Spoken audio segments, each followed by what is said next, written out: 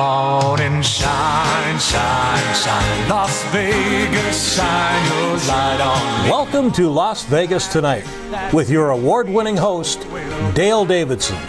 Dale interviews fascinating guests from top-ranked celebrities to people just like you who have an important story to tell. For more than 15 years, Dale is broadcast every week from the fabulous Las Vegas Strip. He finds the people who really make Las Vegas a one-of-a-kind city and lets the world know just what's happening in this remarkable town. You'll discover why 50 million people visit the entertainment capital of the world every year. Stay tuned for another exciting episode of Las Vegas Tonight. Welcome to Las Vegas Tonight. I'm your host, Dale Davidson. Thank you for tuning in each and every week. We do our best to bring you fascinating guests. Have we outdone ourselves? Yes, we have. Raven Harrison is with us. She's a candidate for Congress from Texas. She's a former Las Vegan, so we'll talk a little bit about that. And a great lady. Raven, thanks for coming on. Thanks for having me, Dale. Good to see you. I appreciate you letting me call you by your first name. Oh, excellent. So you live in Dallas now? We live just north of Dallas in Frisco, Texas. Okay. But Frisco. I know where that is. Yes, where it's all happening. But I was born in Texas, so occasionally you have to go back to the beginning. And you're an Air Force brat. There's a lot of them here in Las Vegas. The Air Force brat. I am the quintessential Air Force brat. So not only do I have two parents who are retired lieutenant colonels in the United States Air Force. So I got away from that as quickly as I could to marry a retired United States Air Force C-17 pilot. Couldn't get away. They never get away. Couldn't get away. Yes, I'm excited to have, it definitely gives you a perspective of patriotism and service. Oh my gosh, You spend your life in service to people, in service to this great country. Yeah, and when I ask you a little bit about growing up that way, how many schools did you end up going to? To ask that question. Yeah. That is, so I would say the conservative estimate is 8 schools in 11 years, and I skipped 2 grades. Wow. So we were on kind of an accelerated program. Wow. Now, were both parents pilots, or what did they do? No, my mom had a degree in electrical electronics engineering. Wow. Which to me meant that she could put anything I had together on Christmas. And I had a dad who was an electrical engineer. Yeah, he fixed everything. Awesome. Yeah. And my father-in-law, so he was a pilot as well. He flew in Nam, but he was the law side of it. Keep us out of trouble. Okay. Well, that's good. That's good. And what was it like? Tell me, do you have siblings? I am an only child. An only child. That explains a lot. I couldn't dip into that well as a kid. That's sweet. Broke the mold, literally. Now, do you feel that you were over-disciplined because you had military parents? I don't know if over-disciplined is the word I would use. She's going to be very diplomatic. I'm going to be the diplomat. I'm going to tell you that that rumor of if it wasn't gushing from our generation, if the blood wasn't gushing, if the bone wasn't visible, don't want to hear it. Walk it off. And I'm telling you, the one that most people never get used to was the briefings. It was always about the briefings. Yeah. It was, I need to know how to do this. How do I make this hot chocolate? There'll be a briefing at 0600. It's like, are you kidding? And people thought it was really cool. I didn't think it was that cool. I thought it was ridiculous. And I went, can I just have the mom who makes cookies and, the house smells great when you come home from school, and my mom is, God knows where, packing an AR-15 or something, and so it was crazy. I'm familiar. My dad was Air Force as well. Yes. U.S. Army Air Corps. That's how far back he went. During World War II, and was on the team that invented onboard radar. Invented it.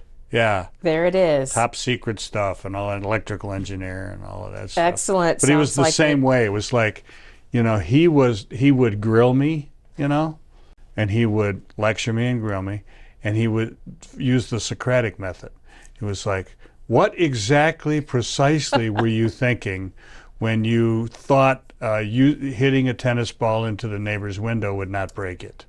Explain to me what you thought the dynamics of that were, And after a while, I was like, "Can't you just hit me like the other dads, so I can get up and leave?" And my friends just get spanked and it's over in 5 minutes. You would welcome corporal punishment after one of those, because this was, I could tell you that some of the things I did, and especially being an only child, you've got no one to blame it on. Yeah. That you have to be really precise, because some of those inquiries would rival something you would see on television. Yes. So Jack Nicholson, here it came. You can't handle the truth. That's right. And and it's so hard to keep track of the lies that you've told trying to get out of this. That's correct. And I think my father's favorite saying is, if you tell the truth, you don't have to have a good memory. That's the truth. That's the truth. So you went to college early. You skipped a couple of grades. Yes, I didn't have the luxury of the internet and all this technology to distract me. We had books. Yeah. Let me tell you how old I was. One of my favorite games was to look up in the dictionary a new word each day and mark it off, and wanted to see if I could get that dictionary with every X in it. And now my kids absolutely have an eye roll you can hear when I say that story of, I picked up a book. And they're like, what for? But yes, we studying education, super important. Very important. And there was also that thread of really understanding. I mean, my parents were great, but you saw them come in. There are a lot of things they couldn't tell us about places. We lived in combat zones. We lived in communism. We lived in places that most people never would want to know about. And when you came back, the last thing I could do to them is, I was in trouble at school, or I got caught for roughhousing with this. So there was a line of respect that we held of just going, I can't do that to them. They're out there doing something so important. Wow. It was difficult. It was definitely a sacrifice. I can probably count the number of birthdays they made it home for on one hand. Yeah. But I understood. I got it as a kid. But boy, there were some days that you just, I think I remember coming to school one time. I corrected a teacher. That's what I did.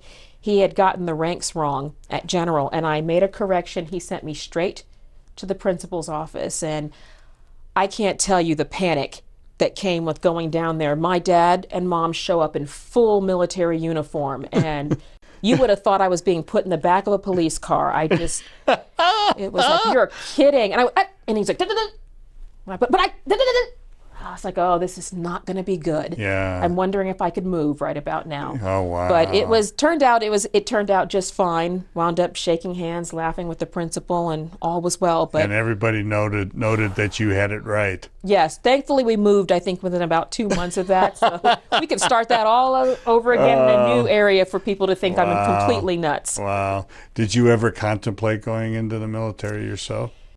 I probably would have. I was really proud, I'm proud of both my parents, but I was proud of my mother because it was a hard journey. She had a very complicated assignment. She worked really long hours. I never saw her take a day off. Wow. But it was in a time where the patriotism wasn't always respected and understood. Mm-hmm. So there were people that refused to salute her. The Native American, she's a Cherokee Sioux. Indian, okay. And they were still in a time where people were still kind of getting used to a different dynamic. So I remember people refusing to salute her.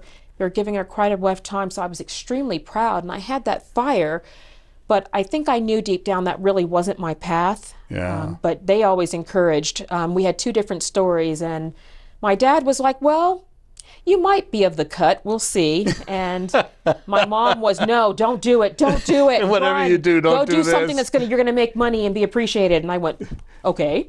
So we had those conflicting, but I think deep down we were waiting. And that's the amazing thing about God is how the puzzles, I didn't make a lot of sense at that time. Fire breather, only child, spent a lot of time making my own path. And then all of a sudden it kind of, it comes together when you realize I was literally raised by warriors for a time such as this.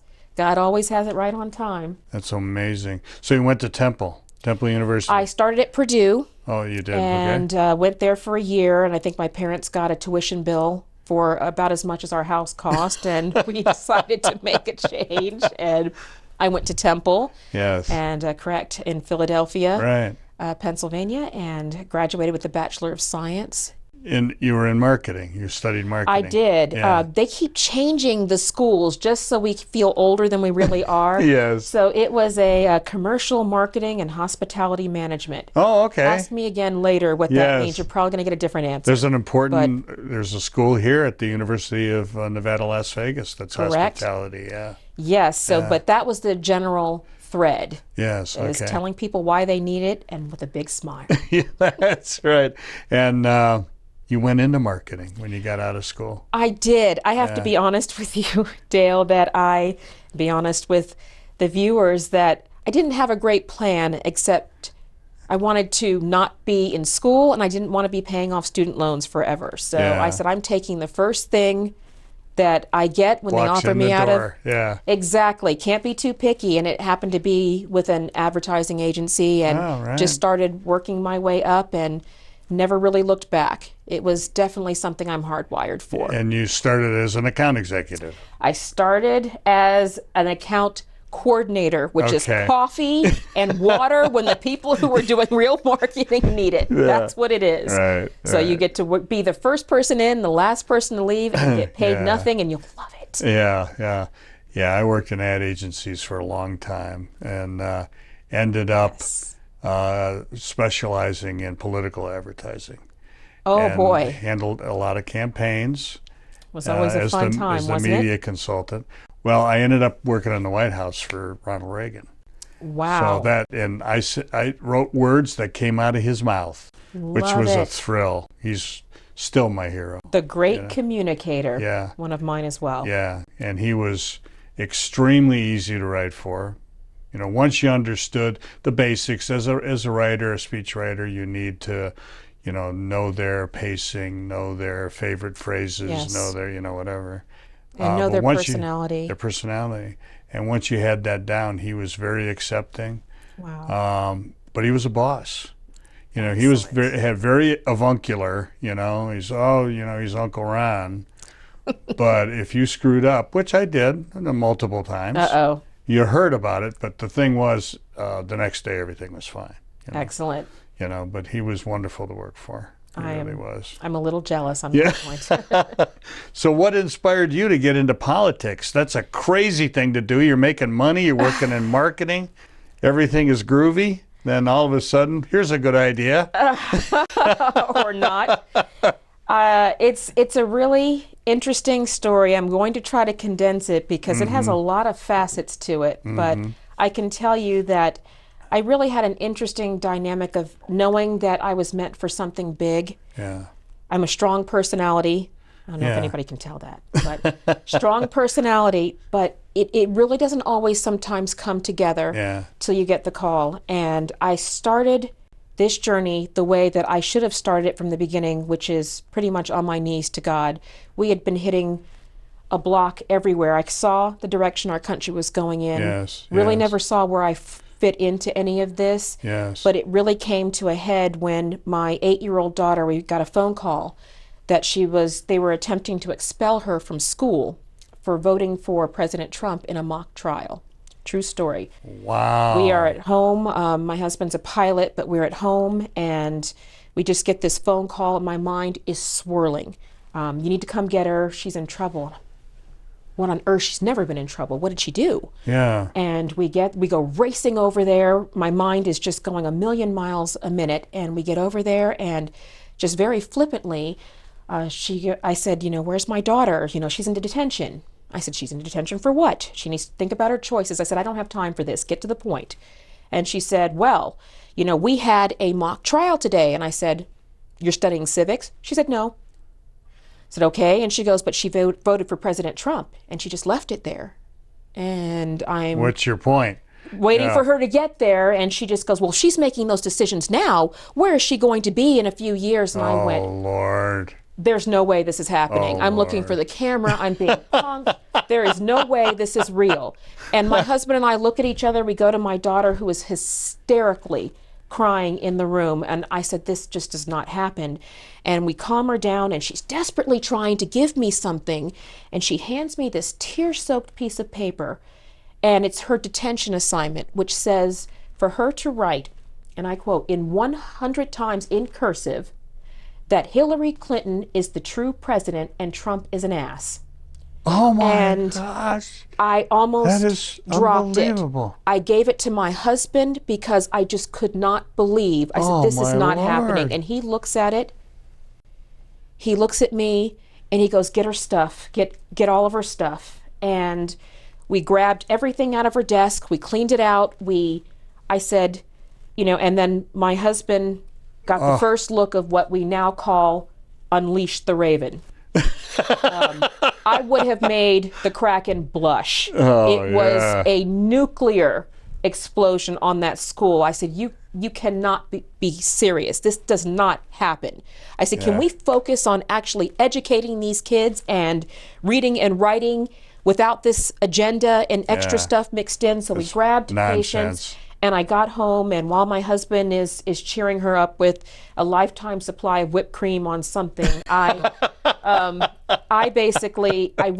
had to really give it to God. Yeah. I said, you had to be unbelievably angry. I was furious. Yeah. I was confused. I felt betrayed. My trust had been betrayed. And I said to God, truthfully, I don't know what to do. I said, we've been moving to get them in the best schools. We're doing everything we can to teach them the right ways. And this is what I don't know what you want me to do. I don't know how to fix this. How do I make this better? I am the fighter, and I don't do helpless well. How do I fix this? And believe it or not, the call came from an actual call. That was a Friday afternoon. Saturday, my phone rings in the blue, 8 p.m. on a Saturday night. Let's take a brief break. Let's take a break. This one's going to be good. A cliffhanger. Cliffhanger. So watch the commercial break and then come back and you'll hear the end of the story. Woo! Raven Harrison is with us. We'll be right back.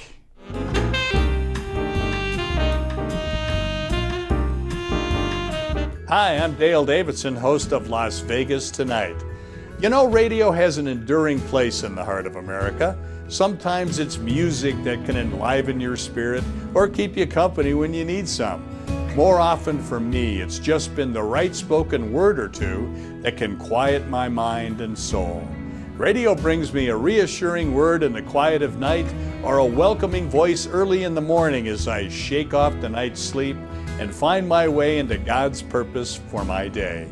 And always, I find the best radio station is the one that brings me the best news, the gospel of Jesus Christ. My favorite radio station is KKVV in Las Vegas, Nevada. It's still right where it's been for years at 1060 on the AM dial, hovering over Sin City like a gospel airship, broadcasting the good news of the abounding love that Jesus Christ has for every single one of us. No matter who you are or where you live, you can receive God's Word via the KKVV Gospel Airship. Just go to kkvv.com and click on Listen Live. KKVV is using all the tools that God's provided them, like podcasting and video streaming and video on demand, to produce programs that lift up our fellow believers and save the lost.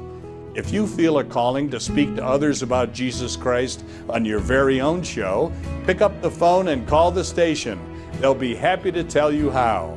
Call KKVV today at 702-731-5588 or drop them an email at kkvvradio@hotmail.com. Please join me in becoming part of the KKVV family.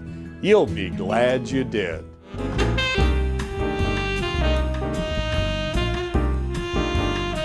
Raven Harrison is with us. She is a candidate for United States Congress, and we hope she gets the job. Ooh. That's an endorsement, I guess. Oh, yeah, it's going to be some good times. Get the popcorn ready. We got some powerful women running. Sherelle Mendenhall's been on the show. Yes. Do you know Sherelle? Have you met her? I have not met her, but she's great. Very impressed. Yeah. And she basically almost said exactly the same thing you did when she sat in that chair. She said, you know, if somebody else would do a better job at this than me, I would never run, because it's a pain in the butt running. That's right. Right? Something I never saw coming. I never put the fiery spirit and politics together, ever. Yeah.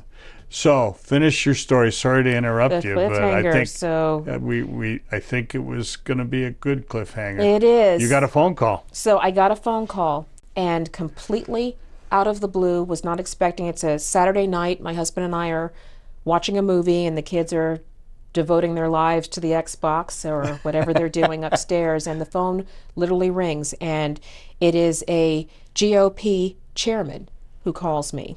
And he goes, "Is this Raven?" I said, "It is." He goes, "I got your name from a gentleman running for Congress out in California. He said," and I quote, "You are the person who's going to change the face of the Republican Party." And I remember, again, I just have this urge to, I'm not sure what he's talking about. Is this a prank? Yeah, is this a prank? Where are the cameras? What are the kids done this time? And literally, I said, I'm sorry, I don't know what to say. I said, "What can I do for you?" He said, "Have you ever think about running?" I said, "Only when I'm chased." And he said, "Ever thought about running for political office? This gentleman says that you are the one. You're the one who's going to change it." And I said, "This guy told you I was a greasy politician?"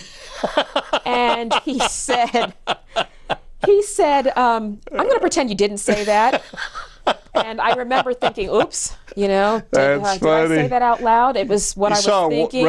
Right away what was in store for him.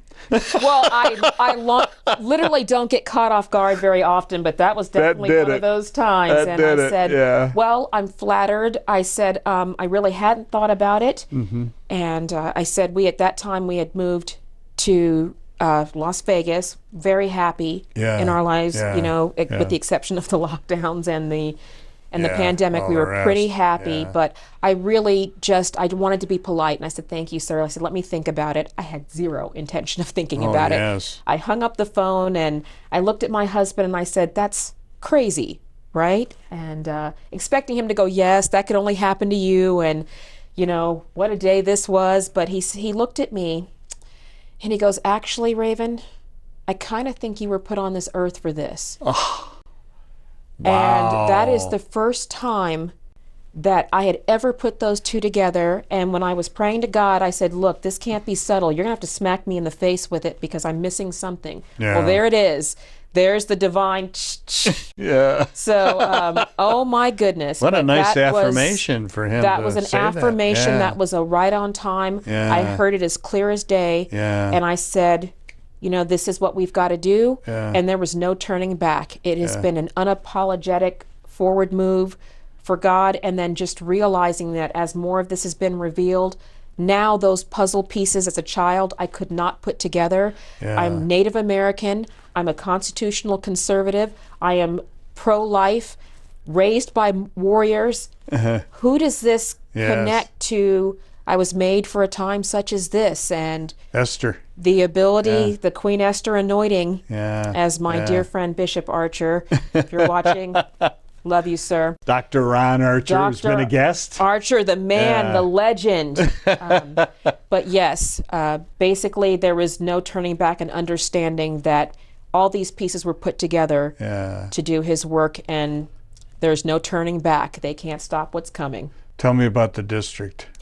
The district I live in, 26, so we returned home. We left Las Vegas, we packed up, and we went home. I said, he wants me to make this fight for my home turf. Mm-hmm. The district is amazing. It's full of great people. There's been some changes with the redistricting coming, so it's Denton, Cook, and Wise County down in those districts, and the people are ready for a change. Been running against a nearly two decade incumbent who is exactly the epitome of why we have to have change. Right.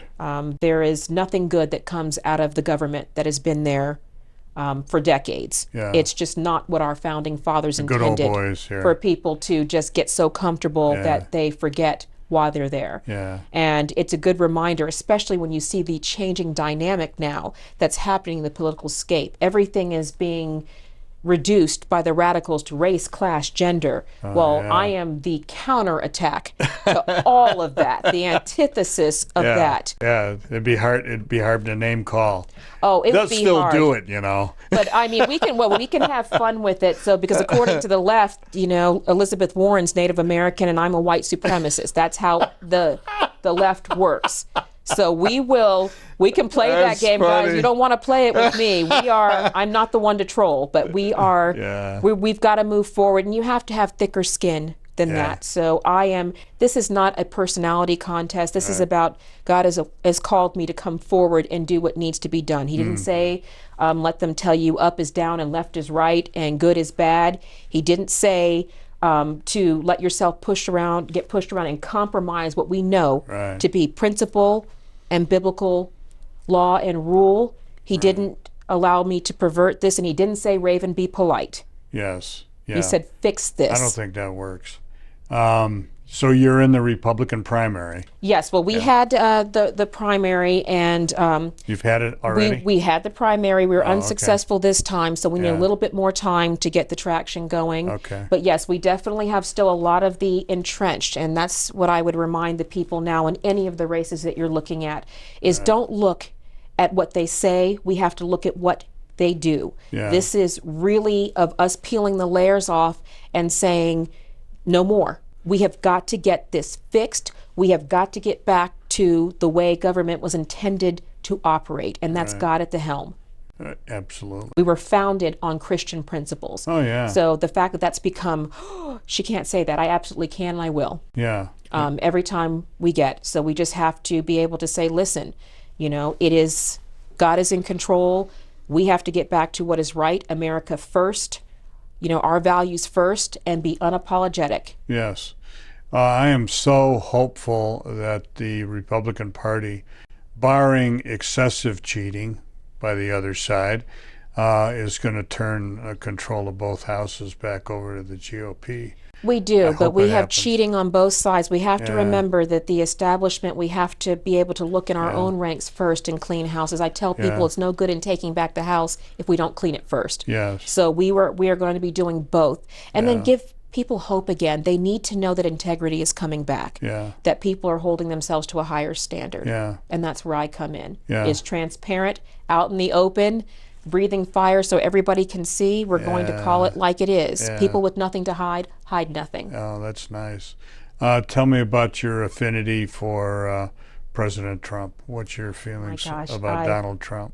I love President Trump. Yeah, I had no opinion. I'm of the cloth of the time when you gave people a chance to demonstrate the kind of people they are. As Bishop Archer says, when people show you who they are, believe them. Mm-hmm. I like the idea. I had no opinion. I knew, I don't watch a lot of television, so I knew he was a television personality and larger than life. But he said something that I thought was very interesting. So the elections happened, everybody's crying and melting down and nuclear fireworks, and he's on an interview.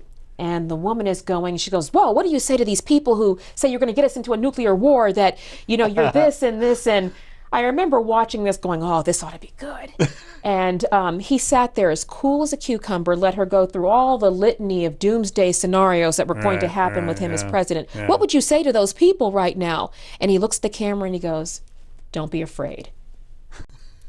Boss mode. Absolutely. And I remember going rock star. I can't wait to see what this guy has got going on. And I'm telling you, as a person, as a patriot, I was so grateful for the way he treated our military.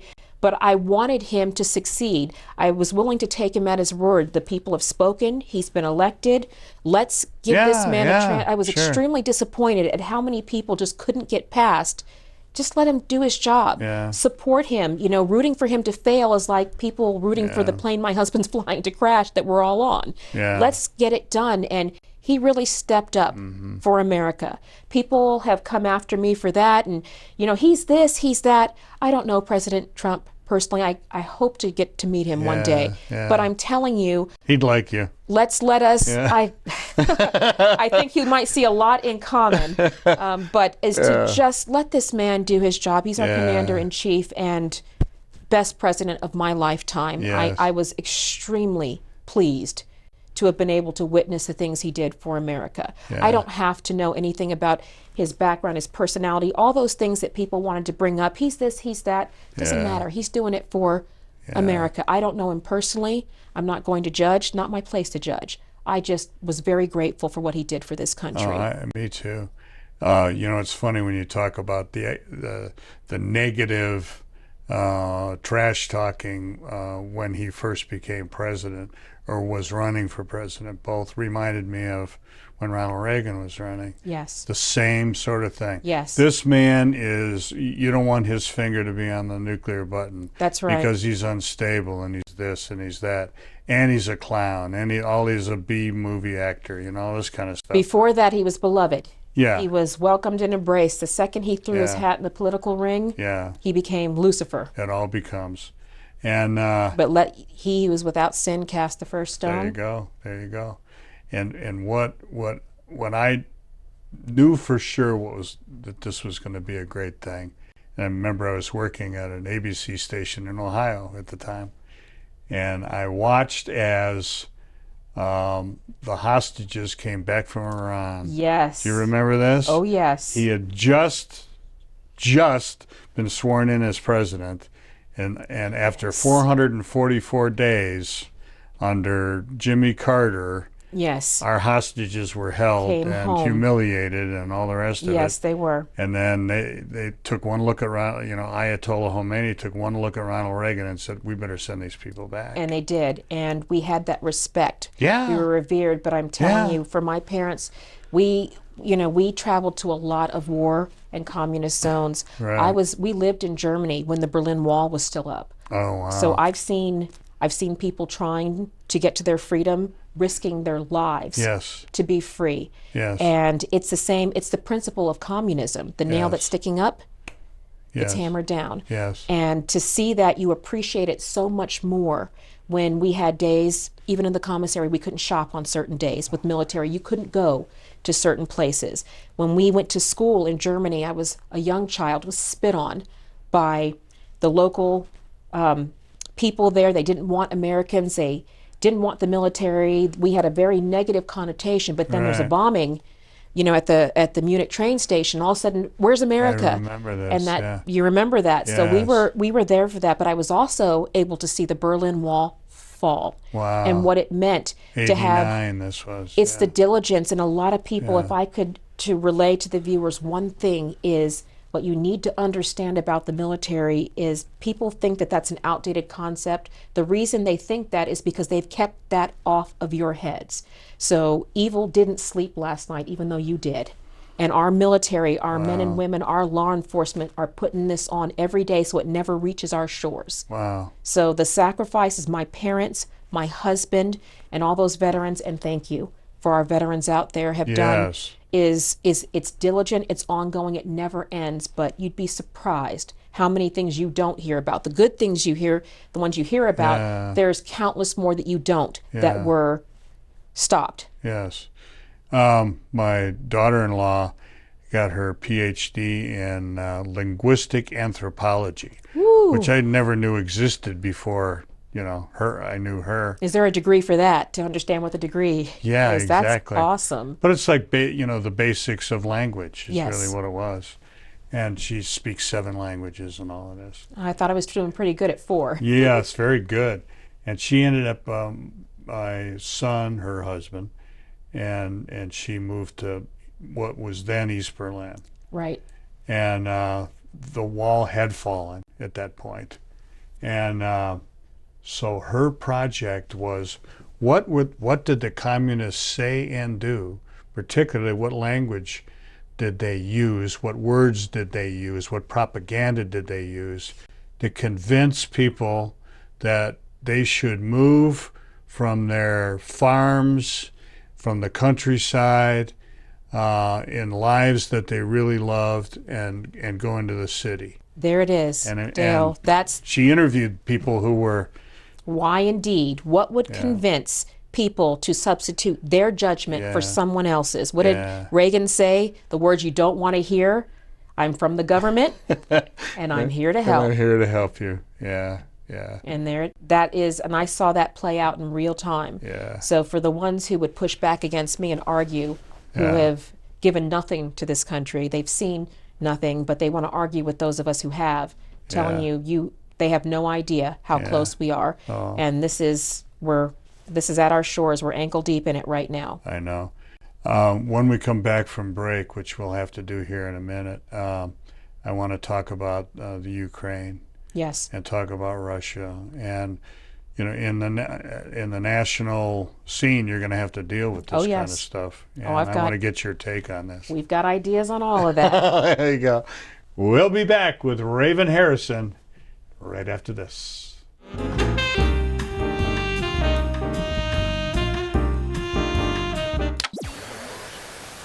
Our world isn't perfect. Just watch the news. Evil is everywhere. Now, at the core of who we are, we all know and feel these things to be wrong. But why? Why do we agree that some actions are wrong? Where did we get our standard, the moral code that tells us good from bad? If we're creating it ourselves, free to choose what works for us, then that would make every action acceptable.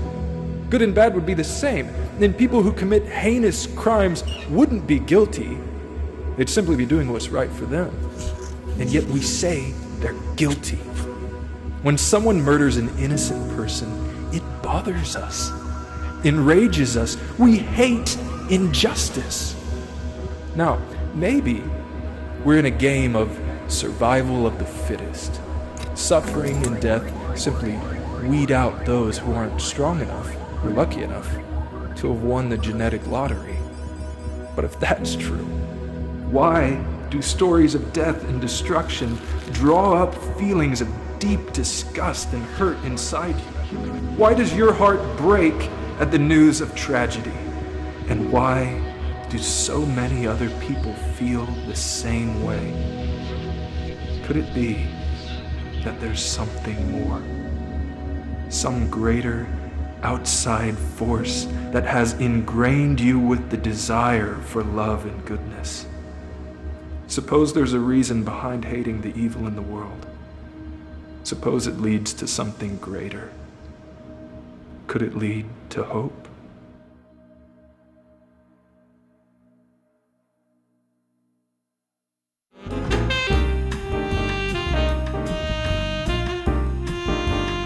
Welcome back to Las Vegas Tonight. We are so very, very, very pleased to have Raven Harrison with us. What a pistol. Oh. I think she would like that description. Oh, yeah. You like Fire that? breather. Let's talk about the war. Yes. Which is, of course, what it is in the Ukraine right now. Yeah. And Putin is obviously a madman, in my opinion. We've got a few of those running around. Yeah, tell me what your stance is on what the U.S. is doing or not doing, what NATO should be doing and maybe is not doing. How do we help the Ukraine? It is a really tough situation. The one thing that I have to say is that I'm always inherently skeptical until the facts come in. Right. So definitely, and my family legacy, these are warriors. So I've seen the face of war many times. It's a terrible situation that's going on. Oh, horrible. I would also be but mindful of our government's involvement. So what I'm seeing is our foreign policy is a disaster. We do not have foreign policy right now. We don't have a plan. We don't have a message that resonates. Right. And we don't have a way to climb out of this from what they're doing. Continuing to send endless amounts of money to the Ukraine to secure their border, especially as a person from Texas with our wide open southern border, is a really sore subject for me. But the billions of dollars that we're sending over there are symptomatic of the problem we have. I don't like when they say the government sent money. The government has no money. It is our money. It is taxpayer money. And when we have a wide open southern border, because a lot of these people can just walk through our southern border in Texas, it's wide open. So the fact that we're actually addressing someone else's border before our own is a big problem for me. Hear you. But for the Ukraine, you know, we have a lot of innocent life that needs to be protected, and we have to be able to get real about what's actually happening out there. So I'm not a huge fan of continuing to send billions of dollars in foreign aid out there. I'm also very skeptical of why Jill Biden and why Nancy Pelosi and all these people who have children who sit on the boards of Ukraine are out in the Ukraine right now. I don't understand what that has to do, why they are in active war zones. So what's happening with Putin is he sees the weakness. He is going for the jugular because we are on the ropes. We don't have strong leadership. We don't have a clean message. And not just Putin, but all the others are capitalizing on this situation. And China is threatening Taiwan again. Correct. And we have skyrocketing inflation. We have all these things going on. But what people are realizing, and our debt is continuing to kick up. Has anybody talked about what's going to happen when we can't keep borrowing our way out of this? What's going to happen with the national currency? Children and grandchildren are going to get stuck with this. Correct. Debt. But the only reason we're allowed to keep accruing this kind of debt is because we are the national currency standard. What happens if China takes that over from us? We have a lot of questions we need to be asking on that. So as far as what's going on in the Ukraine is we need to be strong and firm with Russia, but we can't with the current I can't even call it leadership. With what's currently going on in the government, this is exactly symptomatic. How could it not be happening this way? Because we have no strength there. Anybody who believes that Joe Biden is running this country is not paying attention. Bullies, whether they're on the playground or in charge of huge nations, are all the same. Correct. The only thing they understand is power. And they get it through the innocent. The weak. And if we stand up to them, they back down. Correct. Almost every time. And we have to, and that's what we used to have. We used to have that might, and we had that presence, peace through strength. So that's what we need to return to again, is the peace through strength. We absolutely have to be active. We should be doing that. NATO's not doing their job. The UN, and I'm not sure whose job they're doing, but nobody is stepping up to do what needs to be done. Everybody's still playing politics, and this is a war. I don't understand why we don't, as NATO, insist that we turn our tanks around and head them in toward the battle. You know, why aren't we protecting those people actively? Correct. Even though they're not members of NATO, they should be. And we want them to be, right? Well, exactly. But the other question is, we're seeing this seems like 2.0. If we look at what happened in Afghanistan, that was a colossal debacle. And as a person who grew up in military circles, one of the biggest things in my household and in the military, accountability. There's a chain of command, there's accountability, there's a cause and effect. Seeing that, I don't know what you call that, sham hearing that we saw on Capitol Hill. I have never in my life, I remember seeing Millie up there, decorated to the hill. I've never seen so many medals up there with answers of, I don't know. I don't know what happened on this. I know what happened. You know, we left Americans behind. Yes, we left terrorists with $85 billion of high-grade military equipment. The cardinal rule, no man left behind, and we left Americans to fend for themselves in a hostile terrorist country because our government failed. We failed our people. And this is what we're seeing in Ukraine happen. It's Trump's fault. It's not Trump's fault. Okay, they're going to get to a point where maybe sometime 2 decades from now, they're going to stop blaming Trump for everything that happens under this, we'll call administration, regime, whatever fits appropriately. But we saw what happened. That was a disaster, no accountability. Instead they went squirrel, and that's what we got. So now we're seeing this in Ukraine come out, and we're seeing the exact same, the definition of insanity. We're seeing it play over. So you're right. We need to step up to the table. People need to stop playing politics and do their job. Get up to the table, get these people safe, hold the line. But how do you hold the line against Russia when we're getting oil from them? You shut our pipelines down. You have us on the ropes with this, and then you're going to sanction Russia when we have oil coming from Russia and Venezuela. How hard is Putin laughing right now at this? This is exactly the kind of things that are going on in our government, but every 2 years we forget as voters, we let these people come back and go, we're fighting for you. You know, blah, blah, whatever. We have to do better, guys. So it's not only them, but we need to be on that doorstep every day, lobbying for, if they're not doing their job, they're out. Yeah. And making sure that they are following through, because the result is obvious to all of us. No matter what they want us to think and believe, we can all see what's going on. We all know what we're paying for at the gas pump, and we all know whose fault it is. Oh, yeah. So let's quit let's be better than the ones that we elect. If the elected ones aren't doing the job, it's time to stop. You know, the things, God grant me the serenity to accept the things I cannot change. Right. It's time to start changing the things we cannot accept. Yes. Period. I like that. Hot issue right now is abortion. Yes. First of all, tell us what you think about somebody in the court leaking a draft. And also tell me what your opinion is of demonstrating in front of justices' homes in the Washington, D.C. area. And then we'll go from there. It is un-American, yeah, and it's unconstitutional, and we're better than this. The one thing I want to bring up first is for all the people who said Trump is this, he's mean, he's unpolished, and all of these things.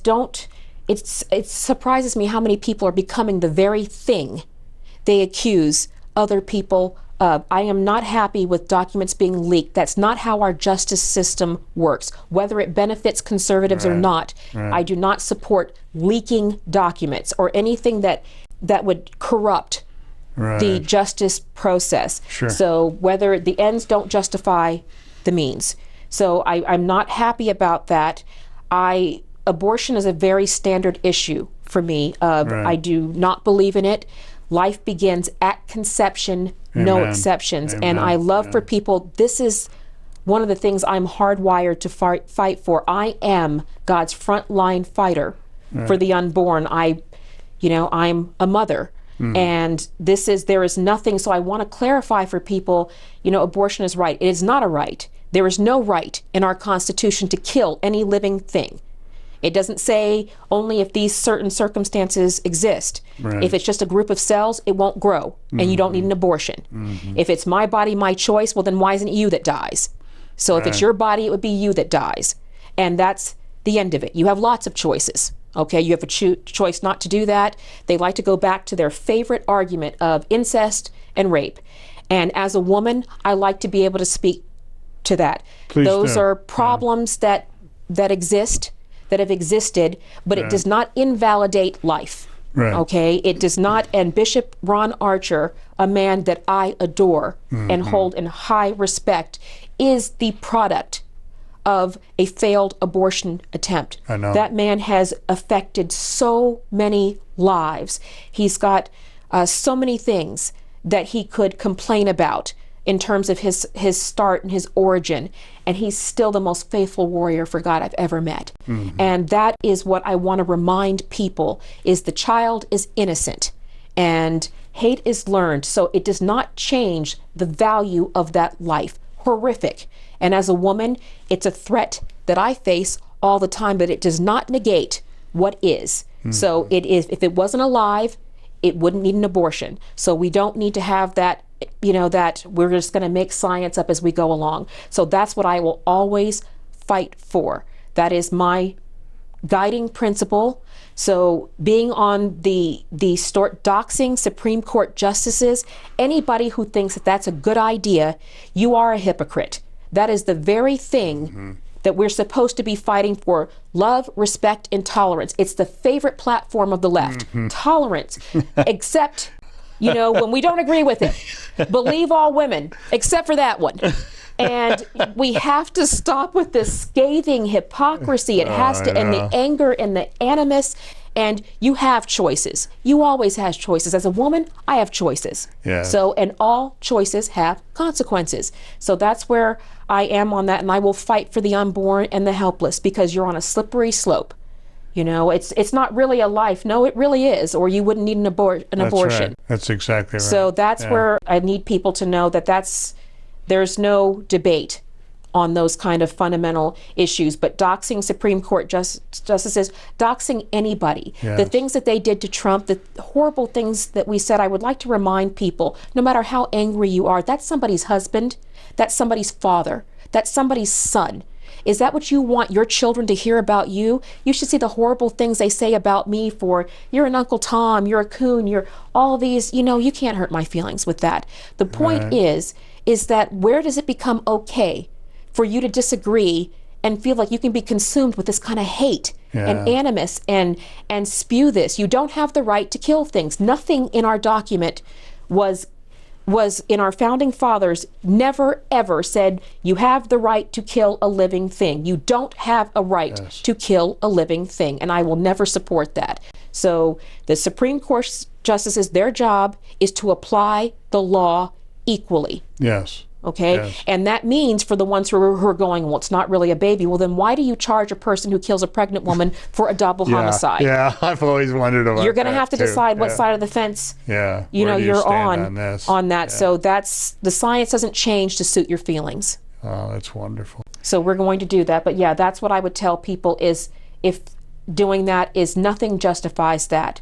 We don't threaten people. We're better than that. So we don't do that. God bless you for standing next to your principles. Absolutely. This is the way God has ordained it. We do it. He knows what he's doing. Yep. Let me impose on you if I can. Please. We have millions of people who watch this show, all over the world, in fact, and many don't know anything about Jesus. They saw this strip scene behind us.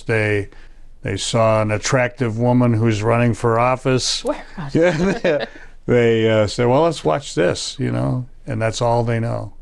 You are well informed by Jesus. I know that. Yes. That's your camera. Would you please address it and tell folks why living with Jesus, walking with Jesus, is a good way to go?